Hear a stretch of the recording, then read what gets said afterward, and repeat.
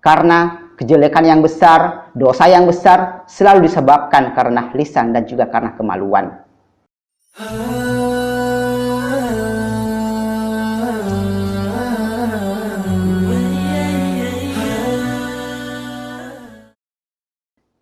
Assalamualaikum warahmatullahi wabarakatuh. Innal hamdalillah nahmaduhu wa nasta'inuhu wa nastaghfir wa na'udzu billahi min syururi anfusina wa min sayyiati a'malina. May yahdihillahu fala mudhillalah wa may yudlilhu fala hadiyalah. Asyhadu an la ilaha illallah wahdahu la syarikalah wa asyhadu anna Muhammadan abduhu wa rasuluh. Allahumma shalli wa sallim ala Muhammad wa ala alihi wa ashabihi wa man tabi'ahum bi ihsan ila yaumiddin. Qala Allah ta'ala fi Qur'anihil Karim. A'udzu billahi minasy syaithanir rajim. Bismillahirrahmanirrahim. Kuntum khaira ummatin ukhrijat linnas ta'muruna bil ma'ruf wa tanhauna 'anil munkar wa tu'minuna billah. Kalian sebaik-baik umat, dilahirkan untuk manusia, dan kalian beramal ma'ruf dan mencegah daripada kemungkaran dan beriman kepada Allah Subhanahu wa taala. Shadaqallahul azim. Pemirsa yang dimuliakan Allah Subhanahu wa taala. Pada kesempatan kali ini, marilah kita bertakwa kepada Allah Subhanahu wa taala.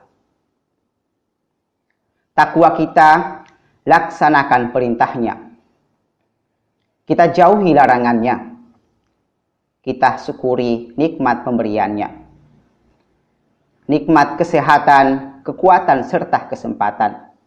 Sehingga pada hari ini kita masih diberi kekuatan oleh Allah Subhanahu wa taala untuk melaksanakan aktivitas kita sebagaimana biasanya.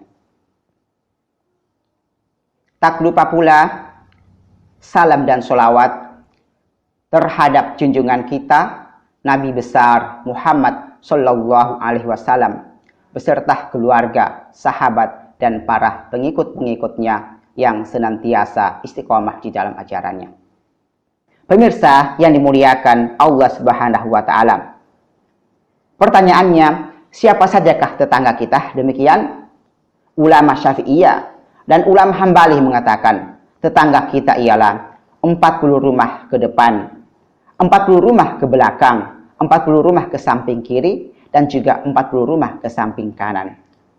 Maksudnya ialah 40 rumah daripada segala penjuru.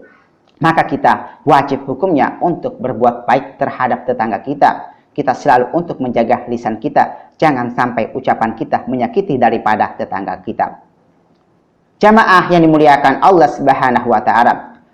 Dari hadis Rasulullah sallallahu alaihi wasallam sebagaimana dari Abu Hurairah radhiyallahu anhu, ada seorang lelaki bertanya kepada Rasulullah sallallahu alaihi wasallam, "Ya Rasulullah, innal fulana tuqimu laila wa tasumu nahar wa taf'al wa tasaddaqu wa tuzil jiranaha bilisaniha."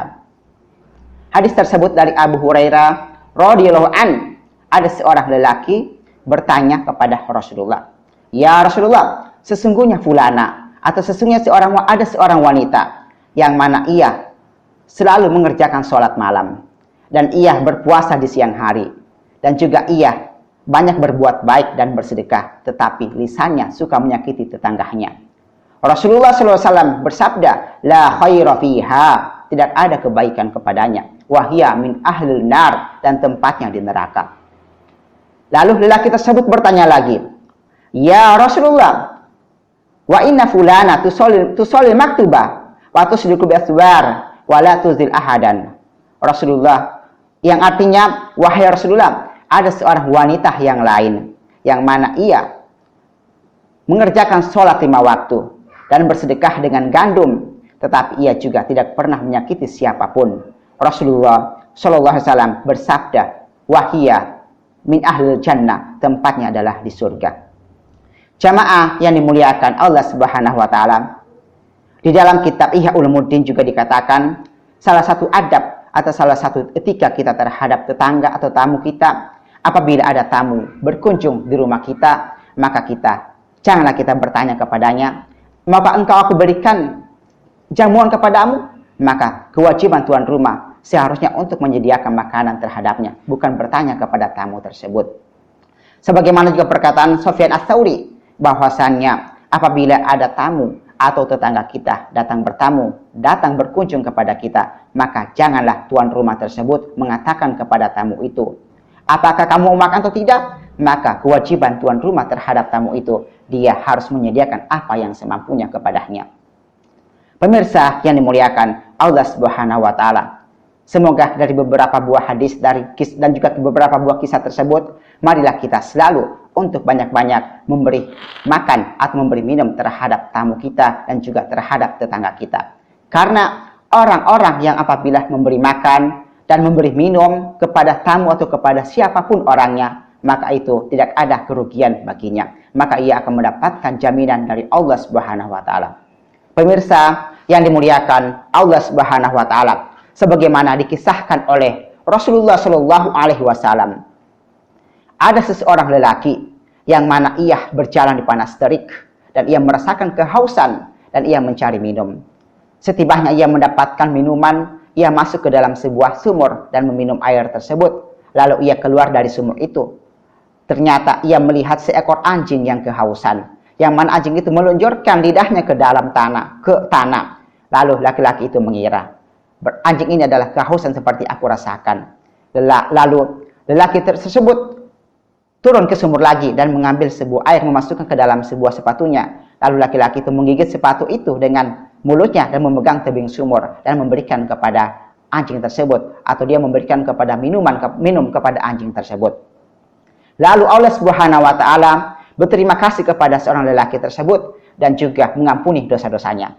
Para sahabat bertanya kepada Rasulullah, "Ya Rasulullah, apakah kita mendapatkan ganjaran daripada hewan yang kita beri minum?"